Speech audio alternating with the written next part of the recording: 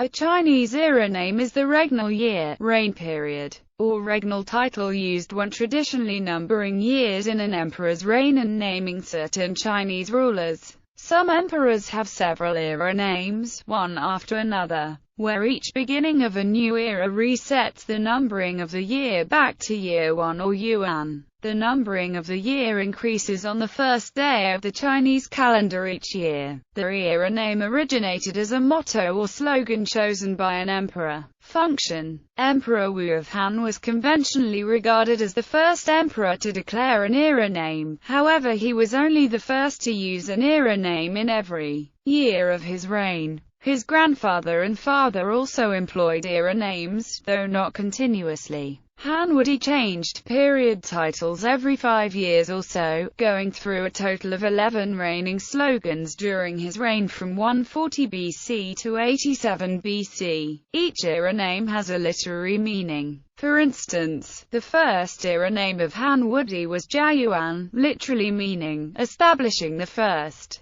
Era names also reflected characteristics of political and other landscapes at the time. Jianzhong Jingguo, the first era name of Emperor Huizong of Song China, means establishing middle, peaceful country, reflecting his idealism towards moderating the rivalry among the conservative and progressive parties on political and social reformation. The very first era name of the king was significant because it means the Manchus possess the mandate of heaven. The process of era name declaration was referred to in traditional Chinese history texts as Jiayuan. Declaring a new era name to replace an old one during an emperor's reign was referred to as Geiyuan, literally meaning change the first. To name a year using an era name only requires counting years from the first year of the era. For example, 138 BC was the third year of Jiayuan, since 140 BC was the first year. When more than one monarch used the same motto, the name of the specific monarch or dynasty has to be mentioned. For instance, both Han Wudi and Jin Kangdi picked Jiayuan as their motto.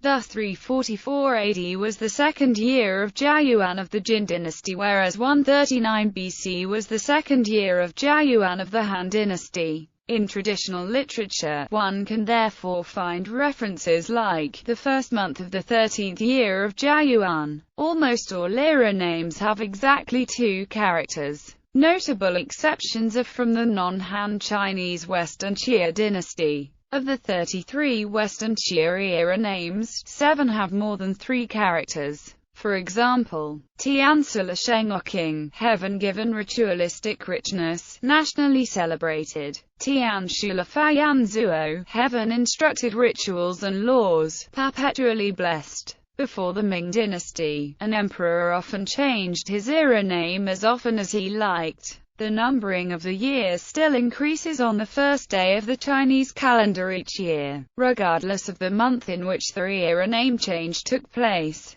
For example, Emperor Shanzong of Tang changed his era name, Xiantian to Kaiyuan in the 12th month of the Chinese calendar. The second year of Kaiyuan began on the first day of the next month. This made the first year of Kaiyuan consist of only the last few days in the 12th month following the name change. History. Ming and Qing emperors generally used only one era name during their reign, and it is customary to refer to Ming and Qing emperors by their era names. When an emperor died, his successor would adopt a new era name, but the numbering of the new era name would only begin on the next New Year's Day. For example, when the Kangxi Emperor of Qing acceded the throne in 1661, it was a few days after New Year's Day. So the Shunji era continued for the rest of the year, and the first year of Kangxi would only start on New Year's Day the following year, in 1662. Exceptions to this are the Tai Chang Emperor of the Ming, the Zheng Tong Emperor of the Ming, and Heng Taiji of the Qing. An era name was a symbol of imperial power. Declaration of another era name when one was already in use was regarded as a challenge to the current emperor. The existence of more than one era name at a time often reflected political unrest. In addition, using a particular era name was a political act implying recognition of a sovereign's right to rule, and one issue that traditional Chinese historians faced was which set of era names to use when dating a historical event. For example, when the Yongle Emperor of the Ming usurped his nephew, the Zhaoan Emperor's throne in 1402, he ordered all records of the 4-year reign of the Zhaoan Emperor to be dated as year 32 through year 35 of the Hongwu Emperor's reign, in order to establish himself as the legitimate successor of the Hongwu Emperor. Era names were also employed in other East Asian countries such as Korea, Japan and Vietnam, mostly because of China's cultural influence. Imperial era names are still used in Japan. The Republic of China era, used in China from 1912 to 1949, and still used in Taiwan, marks years as Mingge, which is usually regarded as an era name. For example, the first year of the Republic era was 1912. Therefore, 2014 is the 103rd year of the Republic era. On the mainland, era names were abolished with the adoption of the Common Era at the founding of the People's Republic in 1949. Era system versus Western dating system. While the era system is a more traditional system of dating that preserves Chinese and Japanese culture, it presents a problem for the more globalized Asian society and for everyday life. For example, even though within the nation people will know what era they're in, it is relatively meaningless for other nations. In addition, while the government of Japan and the government of the Republic of China only recognize documents dated in the era system, their treaties with other countries are in the Dionysian era system. Even in the domestic arena, the era system can present difficult dilemmas. For example, in Japan, it is difficult to keep track of the age of people who were born in the previous era. Also, since the ROC and Japan have adopted the Gregorian calendar, it is more difficult to track down dates that fall on February 29th leap year in the Western calendar. Furthermore, in Japan, in theory it is difficult to mention future dates since it is sometimes hard to tell whether the current emperor will live long enough for its